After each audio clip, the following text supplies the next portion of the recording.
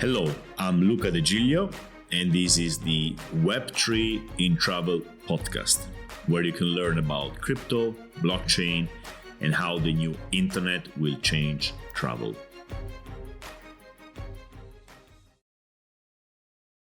So last weekend I was in Germany, in Munich, to see the hackathon organized by Chain for Travel, the Camino Blockchain.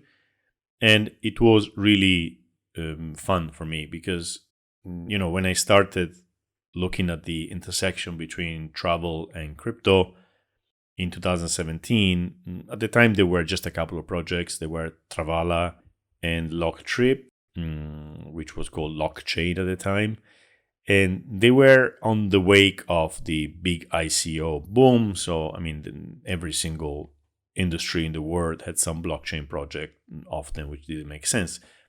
Funnily enough, both Travala and Locktrip are still alive today, 6 years later. So that could be a good sign that there is something actually concrete in the travel industry. Anyway, there was nothing else. And after the crash, they kept working. So again, they were still there, and I was keep working with Trips community, trying to do this decentralized Airbnb, but there was really nothing else for many years. So I remember doing videos talking about the possibilities of the travel industry with crypto. We didn't call it Web3 at the time, and it was a big void. It was a big desert, right?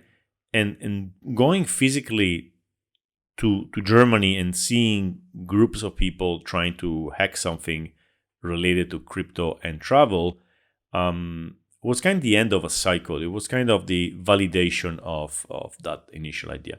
Of course, we haven't really found product market fit yet, not really in a massive way. Travel still mostly ignores Web3, but it's like one necessary step in the right direction, which has been done. And for me, it was kind of a closure. Okay, I basically could tell myself, all right, I wasn't really wrong 100%. There is something in this idea, and there is momentum, and things are happening, right? So when I was there, someone asked me if I had read the Camino white paper, and I hadn't. I wrote it down as something to read, maybe for the podcast. But then I'm not really sure I want to do any more specific episodes on companies and projects because, and I said this before, it's pretty risky. I could say wrong things. I don't have the time to analyze deeply everything. I could make enemies out of the people I talk about. So I like the way Andreas Antonopoulos does all his education, which is he never talks about any person in particular. And he tries also not to talk about the projects. He speaks mostly about the general blockchain world, Bitcoin, Ethereum. He goes into talking about blockchains though. But for instance, Andreas Antonopoulos, who started very early, so he started with Bitcoin only because there was Bitcoin only. When he went to talk about Ethereum, he's been attacked by the Bitcoin maximalists, and it's been really bad. Now, I don't think the travel industry has this specific problem, but I decided, to give a look to the white paper before making this episode, and I see it's pretty well done. I read a little bit. I'm curious now, so I want to read it, and why don't we read it together? I will try to, it's pretty long, so I don't know if you can do this in one episode, but let's have a look together. It's anyway, however this industry goes, this is a pivotal moment for the industry, like the first vertical blockchain writes a white paper, and I know also they're launching a public sale of tokens. Let's see if we get some details about that in the white paper. And before I start, an announcement. So I just got confirmation that on the 5th of March this year, I will be speaking at the ITB, which is the biggest travel conference in the world, maybe the same level as WTM in London, in Berlin. And I will be actually hosting fireside chat. Basically, it's a panel that's going to be 2 or 3 people debating, and the subject is exactly what I talked about in the previous episode, which is what blockchain to use for a crypto project in travel. So this is the 5th of May at 1:10 p.m. in the e-travel track, hall 6.1. And this is thanks to this podcast. As I said before, this podcast doesn't do big numbers. It's very, very specific, very niche, but it reaches decision makers in the industry. And those who appreciate then, give me these opportunities. I don't know if I can say the name who basically introduced me to ITB. So maybe I'll do it next time if this person tells me I can. But it's a listener, it's somebody who appreciates the podcast. So all the work I put into it is starting to pay off. I remember when I launched Trips, we had a whole list of conferences where we applied to speak. We really wanted to, we didn't have money, we didn't have even developers, we just had an idea.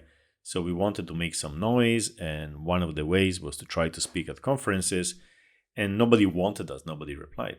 Of course, it was the bear market, so who wants to know about crypto? But it took a long time. We made a lot of conferences that we organized ourselves. I traveled around Italy and Europe to basically organize the space and try to get the people in the room, etc.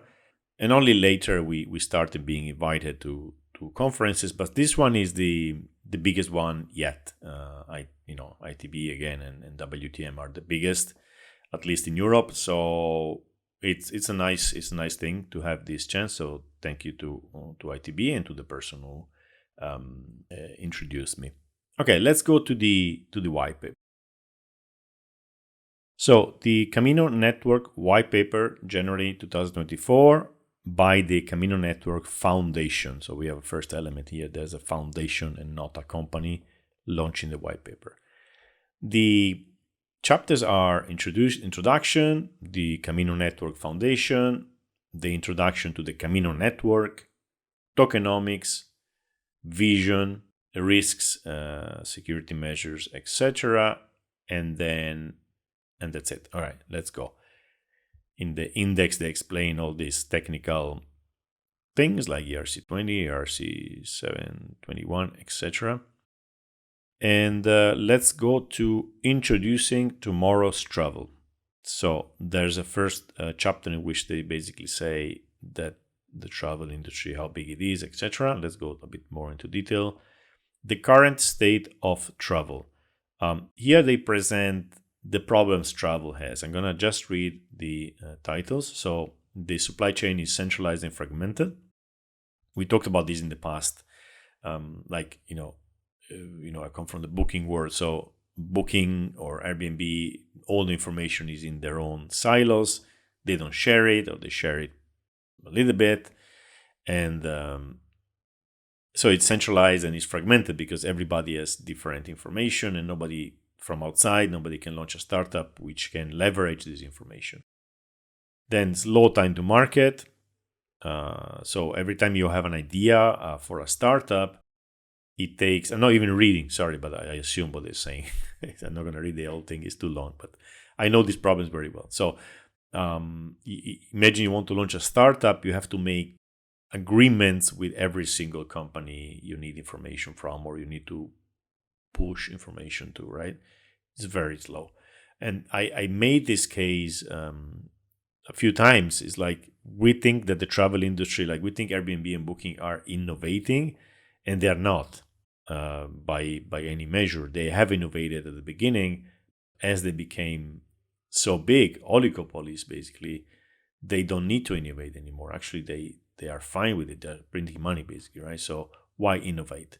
They're not even competing at many levels. Like they don't compete on commissions, for instance. You've never seen Airbnb sending a message, our commission is 5% cheaper today.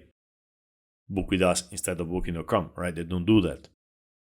So they are, in a way, maybe not an explicit, but an implicit cartel or oligopoly, whatever you want to call it. Basically, there doesn't need to be explicit coordination, but the results are the same. There is no competition many levels, especially on prices, because the time to market is very slow for new startups. Basically, new startups have a very hard time starting something. Okay, then they mention staff shortages. Then siloed old tech systems. It's similar to the siloed information, but disregards the technology. Those different systems are very old and do not really talk to each other, making everything harder. And this is a stark contrast to what's happening in crypto, like DeFi, for instance, where anything you want to build, like you have access to all the information and all the code on all the other protocols.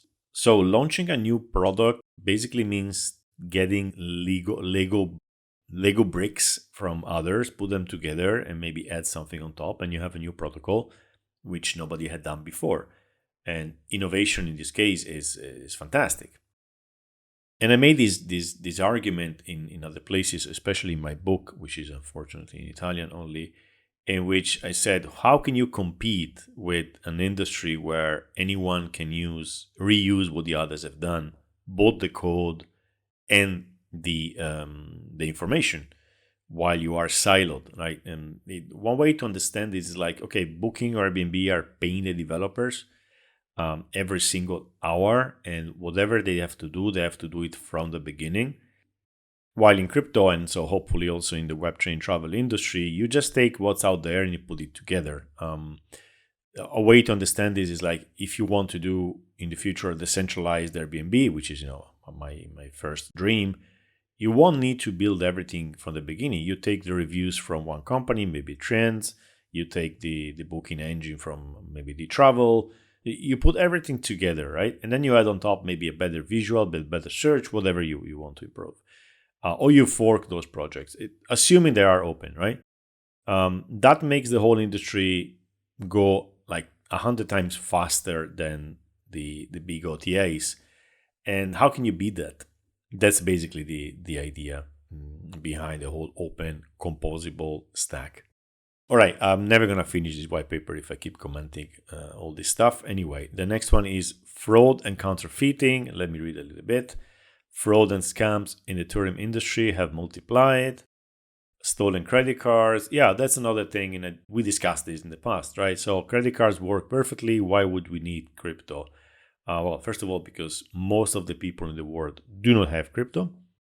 So if we adopt crypto, we are opening to a much bigger market. We give the possibility to many other people to basically use those systems. And the other one is that, yeah, credit cards work, but behind the scenes, there's so much fraud that we pay for. The fees on credit cards are really high because they have to basically pay for the frauds. So 1-2% is the norm just for a payment, right? Think about when you send an IBAN, a SEPA transfer, and this can be free. So this is free, but credit cards are not.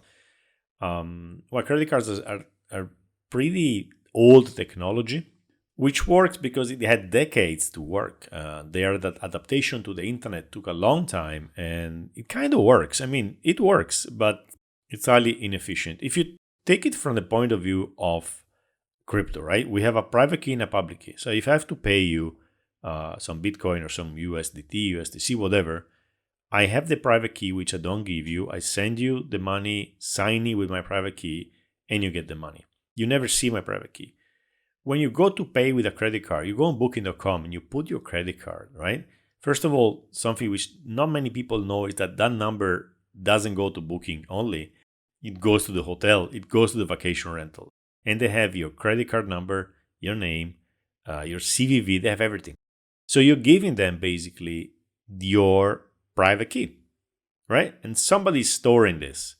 And your credit card is stored everywhere. And then it gets hacked. My Crypto.com card, which is a normal credit card, has been hacked recently. Why? Well, maybe because I used it in booking or whatever. And yeah, they refunded me the money, but now I don't have that card. It's going to take months, etc.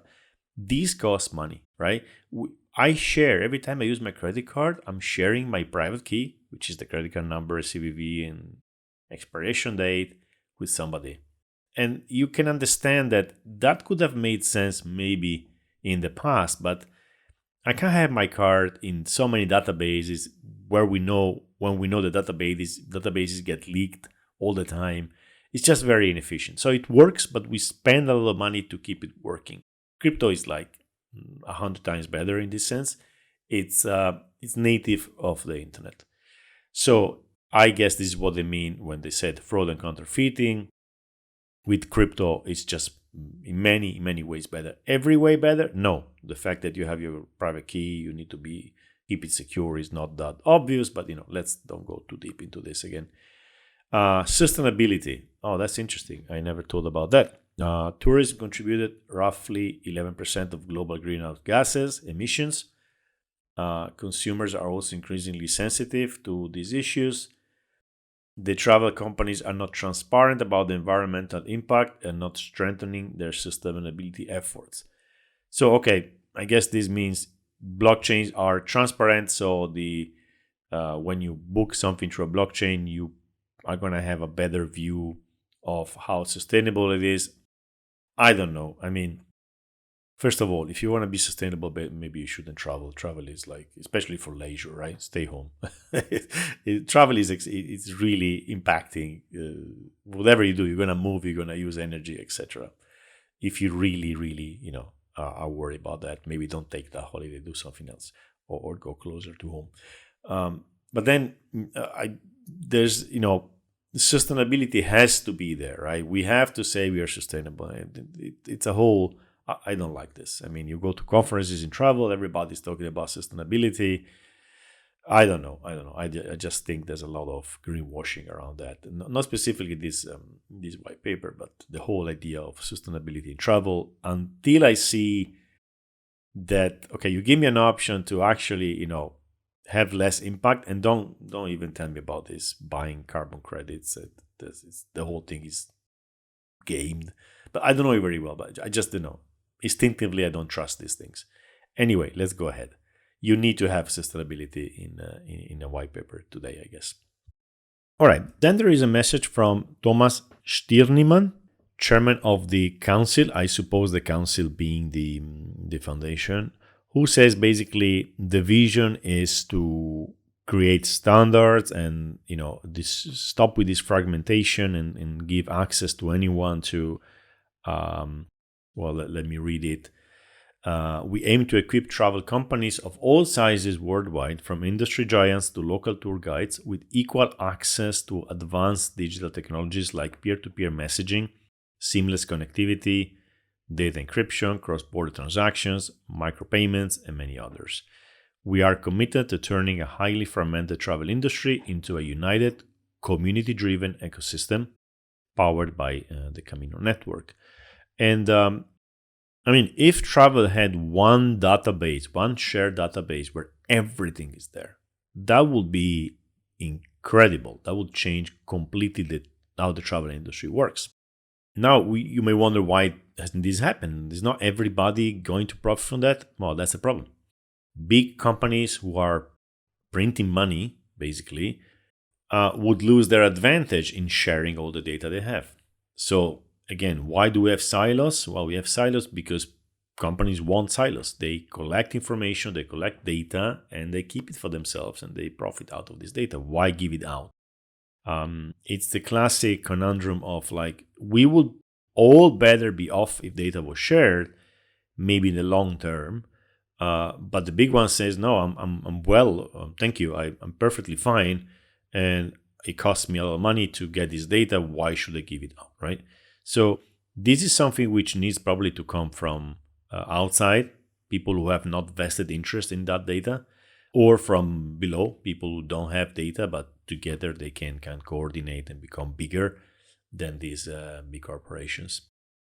All right, then there is a table which basically shows a bit better what was introduced before, all these, centralized and fragmented supply chain, slow time to market, etc. So, Chapter 2, Layer 1 Blockchain for the Travel Industry.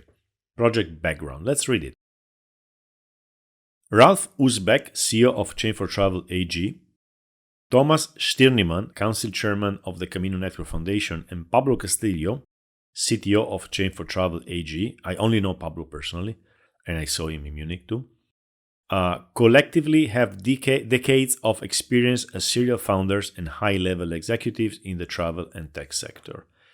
They have identified key challenges facing the industry and the emergence of new technologies, such as Web3 blockchain, that have been transformative in other industries. Travel is a 9 trillion global industry. These sites led them to create a vision to build a collaborative network based on blockchain technology called Camino Network and enable digital innovation for the traveling. After 8 months of operation, the network is already trusted by over 170 companies in the travel and Web3 industries. Companies that are actively building or exploring use cases.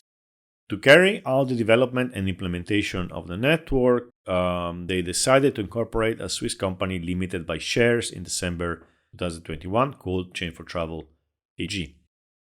Chain for Travel AG was responsible for managing the development of Camino Network and raising the funds needed to carry it out. At the same time, and always with the vision of creating a network in which the participants, who are network owners, will play an active role in the decision-making process. All the necessary steps were taken to create the Camino Network Foundation. Today, the Camino Network Foundation works to develop and improve Camino Network with the support of the Camino Network community and in particular Chain for Travel AG. So we have two entities here. One is the company incorporated in Switzerland. It's a limited company with shares.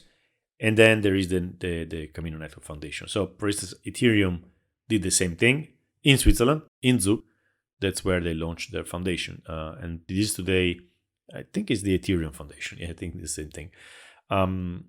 So it's a way to kind of decentralize the whole thing because it's not launched by a company only, but there's a foundation. The foundation tends to have a different governance structure.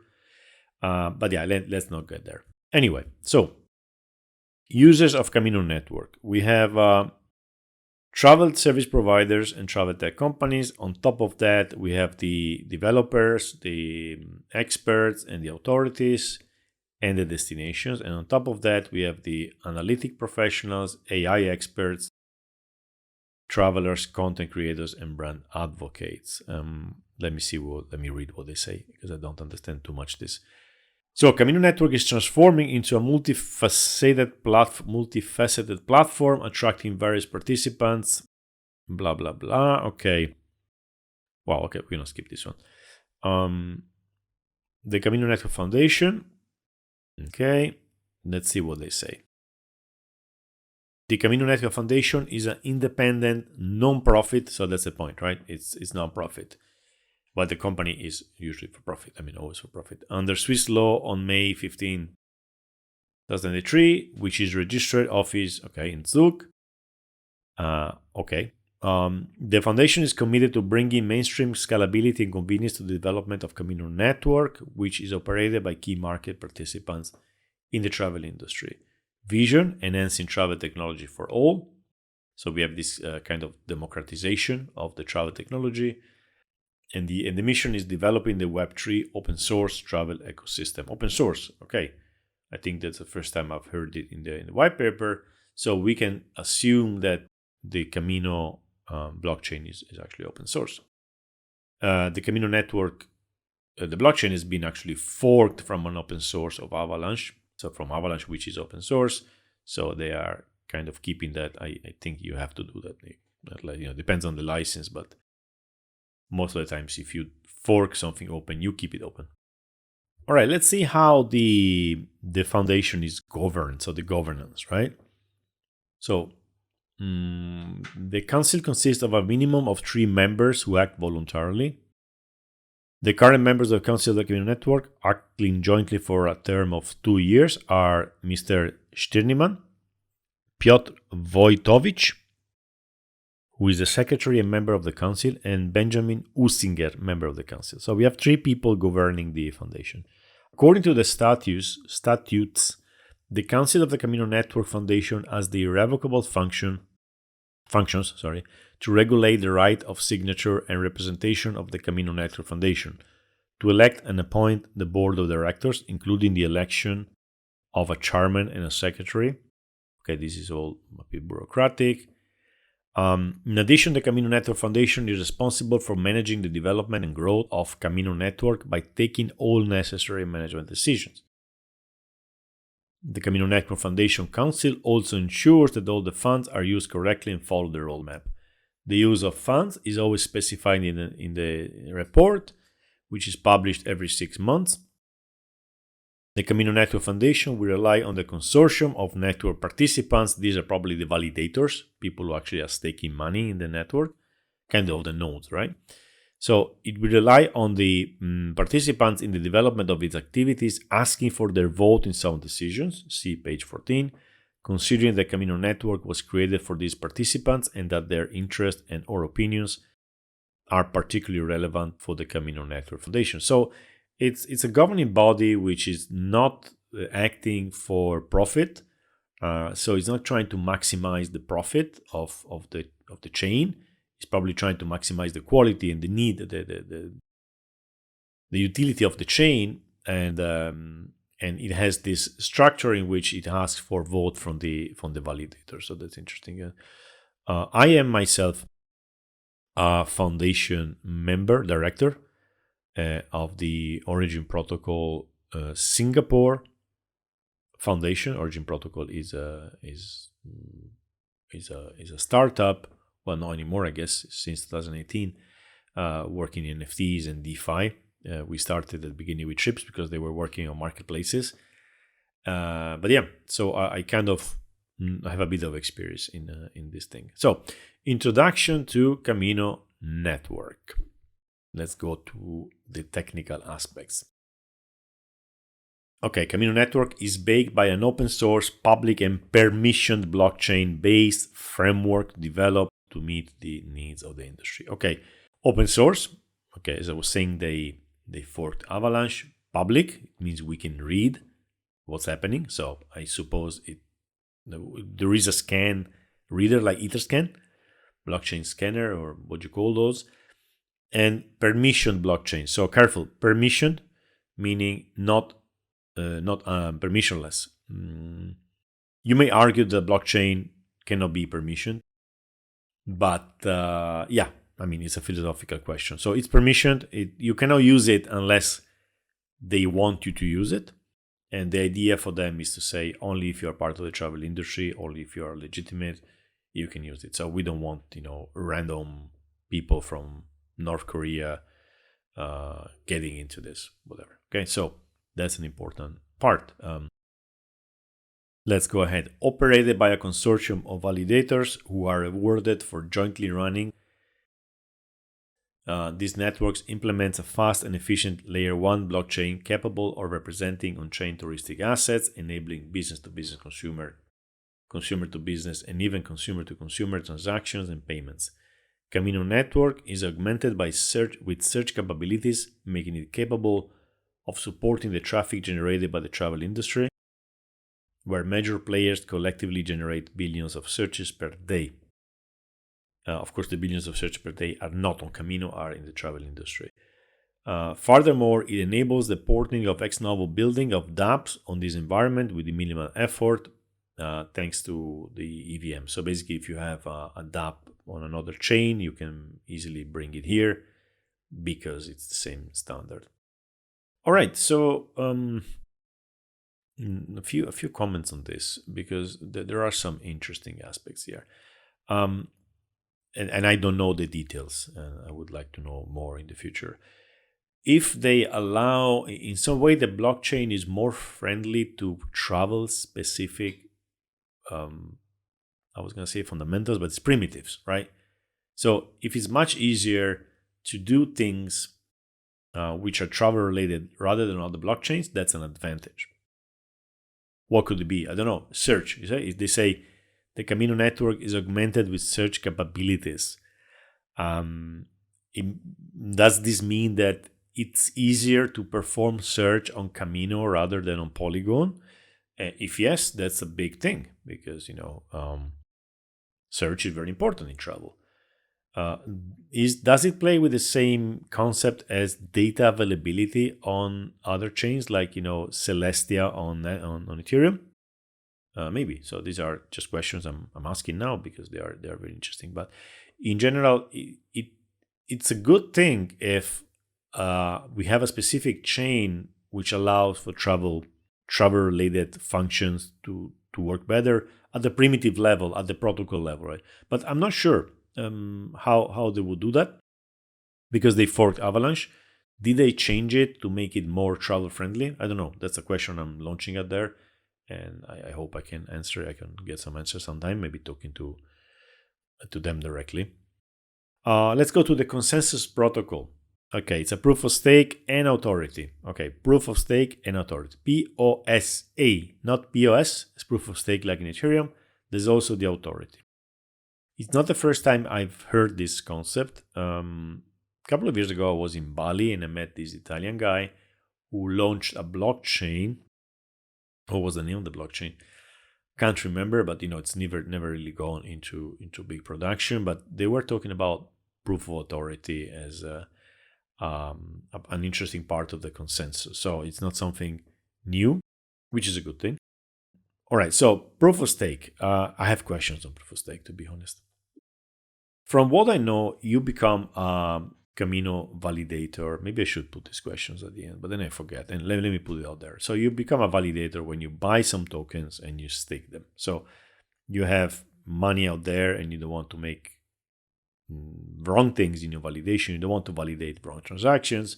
Otherwise, you lose your stake. Exactly as Ethereum. But where are the nodes? That's my biggest question. Because in Ethereum, you can buy a computer, specific node computer. I have one. And you are validating following with the software, validating by hand, right? There's a software, you run the software validates. But I have a hard time imagining travel companies buying some hardware and put it in somewhere. They probably, I would assume they're gonna simply ask Camino to do this for them. A bit like when you go to AWS and you let it run there. So we need to know a bit more. How is the stake actually happening, right? Am I, as a travel industry validator, only risking money, or do I have any control on my specific node? Maybe they're gonna answer this later in the white paper, but that's an important question. Otherwise, if everything is run by Camino, then you have basically one entity which is running everything, and it makes it less decentralized, which makes it more risky for you to bet your whole startup on top of them, right? So, all right, that's a question. We leave it out there. And then they have the proof of authority. The principle of having identifiable validators has been incorporated, ensuring transparency and trustworthiness. Well, okay, that's another very important part. Now, in traditional blockchains like Bitcoin and Ethereum, anybody can be a node. You simply download the software, you run it on a machine, and you are a node. Okay, on Bitcoin, you are a node and don't make any money unless you become a miner, which is a total different thing. And it's very hard to be a miner without huge investments. In Ethereum, you can be a validator by staking 32 ETH and running a machine. And 32 ETH is like $70,000 now. You can stake less with other protocols. You add more smart contract risk to your stack, but you are validating without people knowing who you are. They don't even know which addresses are stakers. That would be a great thing for airdrops. If we know which addresses are home stakers with a machine, they would airdrop to them because they are the most committed people in the industry. And there's a whole discussion going on right now. How can we know these addresses? Not the people, but the addresses, so we can airdrop them. In proof of authority, you actually know who the validator is. So we know that there's like 100 validators and their names, and there's travel industries, travel companies, basically. Is this a good thing? Is it a bad thing? Well, difficult to say. It's a different thing. Let's stay at this, and we will see in the long term if proof of authority is a good thing for a vertical like travel, which needs probably more transparency on the name. Because there is a lot of transparency in blockchains, but not on the name behind, who's behind. But you know what? If North Korea has nodes on Ethereum, I don't care. They follow the same rules. They follow exactly the same rules. And if they don't follow the rules, they are slashed, meaning they lose money. I don't need to know the name of those people to know that the chain is safe. When I know the names, and let's make, and I think I made this argument before, if we know all the names of the Camino validators and someone does something illegal and some country says this is illegal, stop the chain, they can send a letter to or maybe the foundation or every single validator and say stop the chain. And then every company has to say, okay, is it worth keep running this thing, or do I want this trouble? Maybe no, right? So they're gonna shut down the validator. So you have by having not anonymous participants, you're assuming some risk, which is I would say regulatory risk. Basically, governments have to be happy with what you're doing, and I assume the whole travel industry blockchain idea is that you do things which are legal. Where is the trouble? The trouble is that what is legal?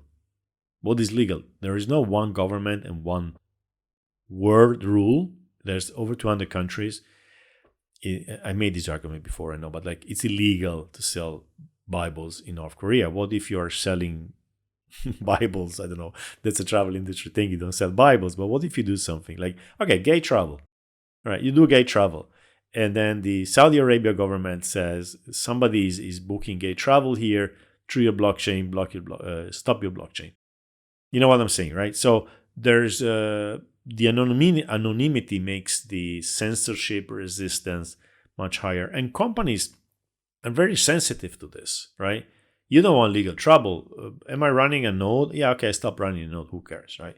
I don't want to go in a litigation with the Saudi Arabia, basically, right? Now, these are extreme examples, of course. It's just to give you the point, because I don't want people to go around saying, yeah, but this is we know who the nodes are, so it's safer. No, it doesn't make it safer. It makes it actually probably a bit more fragile. But again, it has other advantages, because we know that negative, like illegal activity is much less. So the whole point maybe is that since we only allow legal activity, we can have non-anonymous validators. Other chains do not control the activity. They are more infrastructure. Then so that they are like agnostic to what's happening on top of it. So we need people to be anonymous, otherwise they're gonna stop it. That's kind of the trade-off. And then they end saying that this implements public blockchain checks and practices of POS to avoid abuse or malicious takeovers that can happen in a heterogeneous environment such as the travel industry. Yeah, by having a permissioned blockchain, like you cannot become a validator unless the others agree, and unless you say who you are. Takeovers are really hard because we would know who is taking over. In Ethereum, for instance, we have a problem now that one of the biggest validators is Lido, or Lido, I don't know how you say that, was too close to the 33% limit. Because, well, the way it works is that instead of you buying a machine and putting 32 ETH on top, you can put 1 ETH or 0.1 ETH in Lido, and Lido will do this for you. And they keep a little bit of the money, of the rewards. And everybody's doing that. And now we have one validator, which is Lido, who has too much of the network. And it could take it over. It could make it less credibly decentralized. And now the effort is on the social layer, like people have to decide to take away their money from Lido and put it somewhere else, etc. This cannot happen on a permission blockchain, so that's a point in their favor. So you may be wondering, what is the answer? What is the best way? What is the best blockchain? Is Camino a good solution or not? Well, the thing is, nobody really knows now. I follow these discussions in the other blockchains, right? And they've been going on forever, and they keep going on, and nobody has an answer. The market will answer. The future, the only answer is in the future. Like, will this specific kind of blockchain work in the travel industry? Is this the right approach? We don't know it, because we've never seen a blockchain for the travel industry. Just to give you an idea of the discussions out there. So you had Bitcoiners going to tell you the only safe way to secure a decentralized blockchain is proof of work.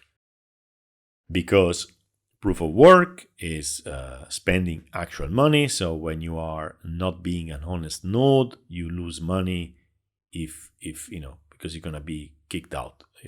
Your transactions will not be broadcasted, and you're spending real money for the energy.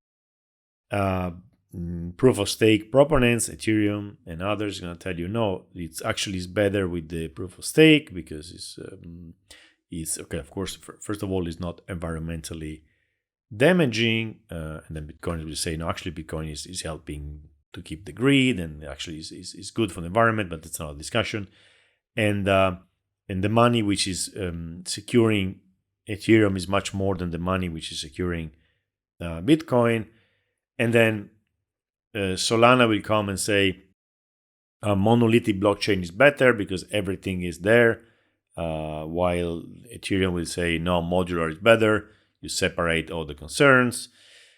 It never ends, and nobody can tell you. Anybody can say, okay, I think this is better because, but nobody can tell you what works better. If tomorrow Bitcoin is attacked and goes down, well, then we have an answer about the limits of security in proof of work.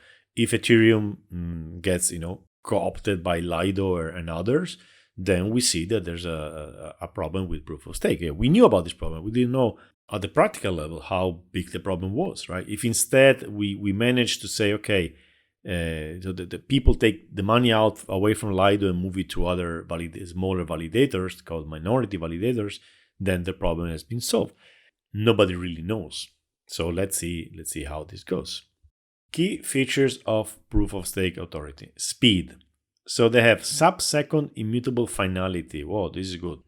Sub-second, just to give you an idea, Bitcoin is every 10 minutes and Ethereum every, I think, 14 seconds.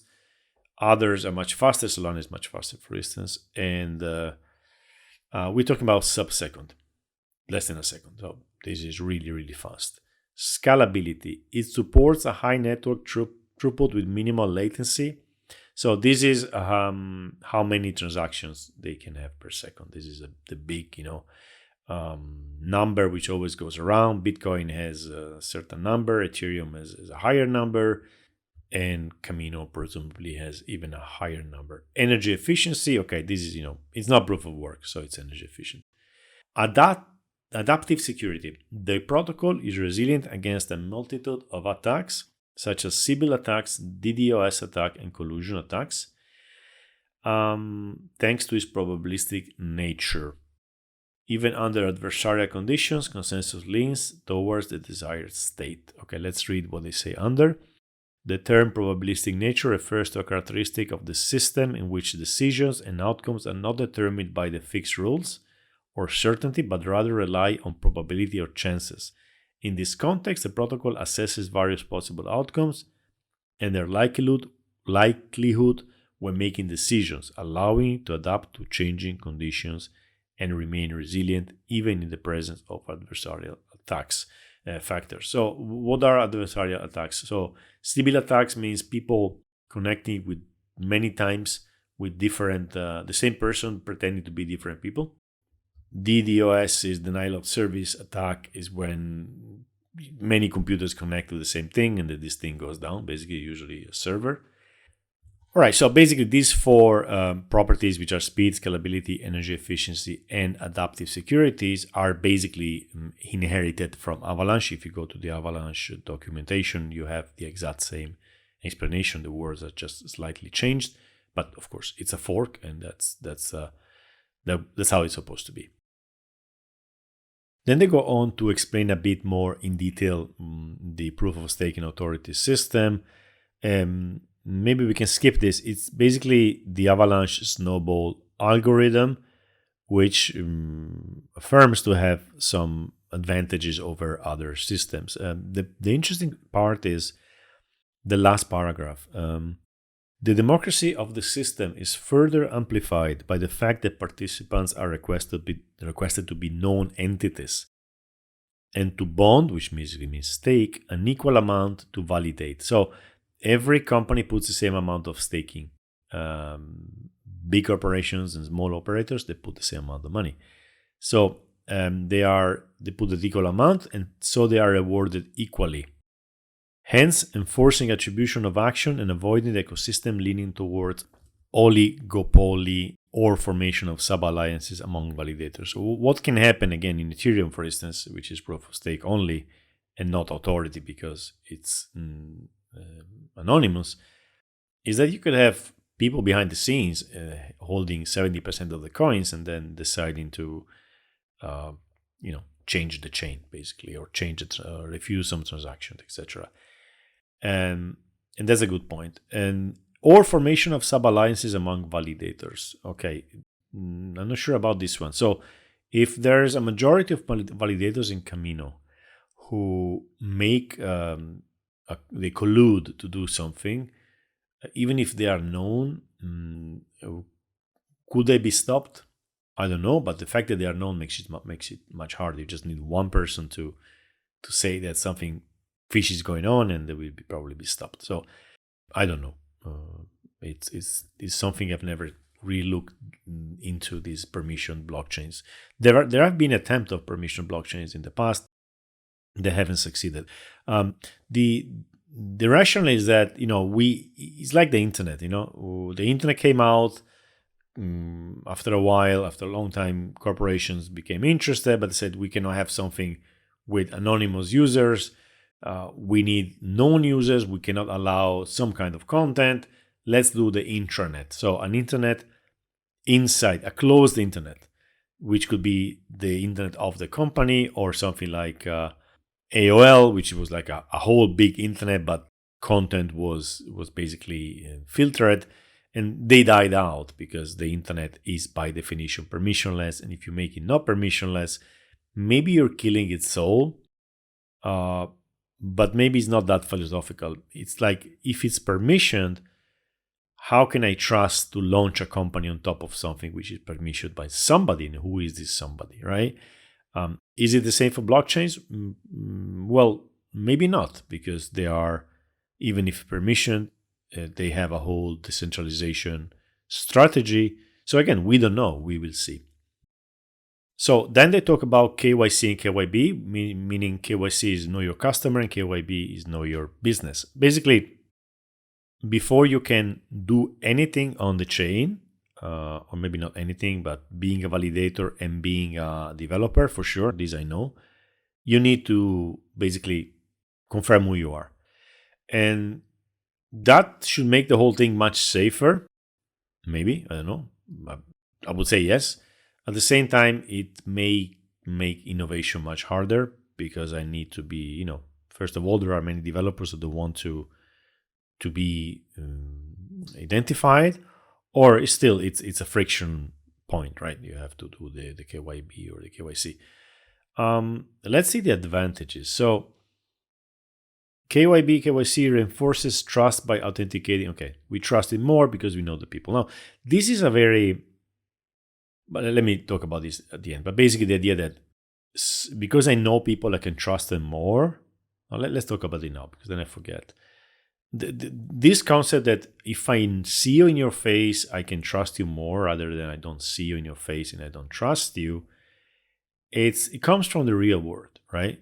Where I know where you live, I know who you are, I can pick some data and vibes on what kind of person you are, and also I know all your network, which kind of validates you. This comes from the real world. In crypto, the security of a system doesn't rely on knowing who the person is. It relies on rules which are automatically enforced. Okay, why do we have Bitcoin with almost $1 trillion in it, which has never been hacked? Because we know every single node operator. No, we don't need to know them, because we know that the operator, if makes something fishy, loses money. All right. So it's going to be interesting to see how this plays out in the blockchain. And I understand that if you are trying to sell the idea of blockchain, so the centralized thing without us, one person on top, to the travel industry demographic, which is always looking for who is on top of that, who am I dealing with, etc. And you tell them it's permissionless, it's anonymous, etc. Everything goes against every fiber of their body, right? But if you say no, it's KYC, KYB, we know who they are, etc., it makes it much more digestible. I understand why this is being done. I mean, otherwise it would be basically impossible to sell the idea I suppose, to the travel industry. So authenticity validation. So we said we know who is in it. Then meeting regulatory norms. So some jurisdiction impose strict due diligence for transaction involved businesses and making KYB and KYC indispensable. Yeah, of course, like in many jurisdictions, if you use a decentralized blockchain, sorry, a permissionless blockchain, you wouldn't be able to use it because it's against the law, I suppose. So this makes it easier for companies to use a blockchain without getting into trouble with the law. Then augmented transaction reliability.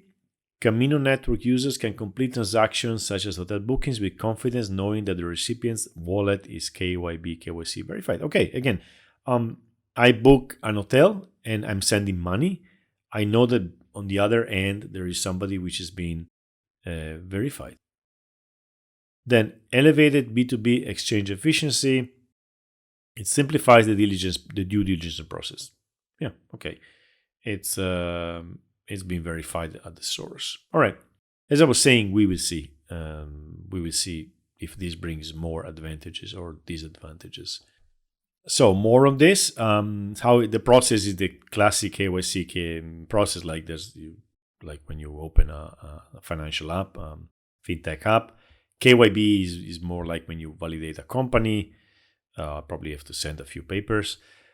They say streamlined, so it shouldn't be too hard. Why is it essential? They say. Well, it's against misuse by malicious entities, but they say it's not immune. It's just it makes it less easy. Who requires the KYC verification? Well, to deploy a smart contract, you require to be KYC'd. Some dApps may say, okay, my dApp can only be used by users who are KYC'd, which is maybe financial apps, because when I'm on Booking.com, I don't need to do KYC, for instance, right? The KYC happens when I go to the hotel and they ask me for my passport, right? So I guess if you launch an app on Camino, you're going to decide whether you want people to be KYC'd or not, according to what you're doing. I suppose it depends on what you're doing. And if it has anything to do with finance, but not payments. Who requires KYB verification? So if you want to be in the consortium, if you provide certain types of travel products or services, you need to have the KYB. And that's kind of it. I'm at page 14 and the white paper has 34.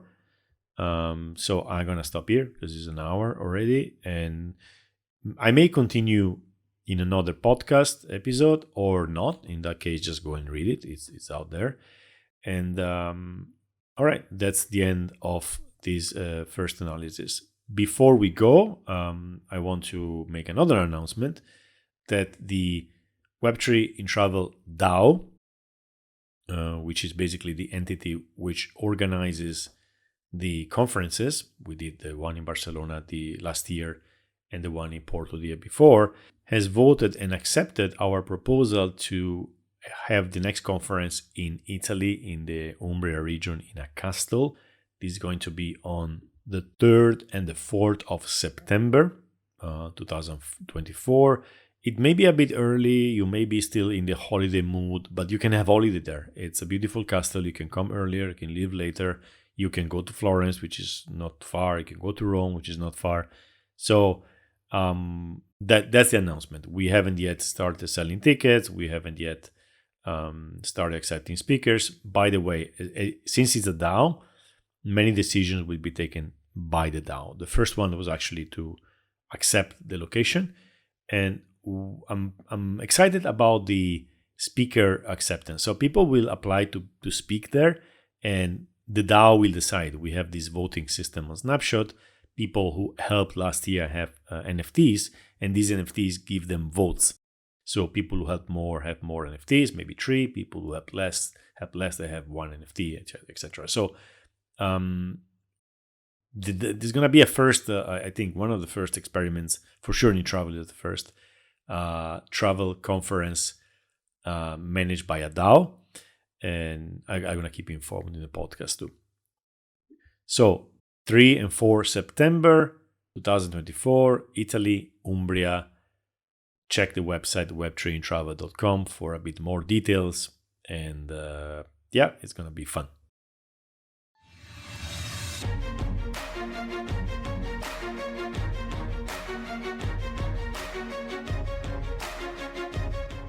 And we're done. Thank you for listening to this episode. For more insights, follow me on Twitter at tripluca, TRIPLUCA. If you enjoy my podcast and want to support it, head on to podcast.web3intravel.com, 3 is a digit, and mint an NFT. If you want to sponsor it, you can do it at the same page. I will mention you in the podcast, and your name will appear on all donation NFTs for a while. Thank you, and ciao.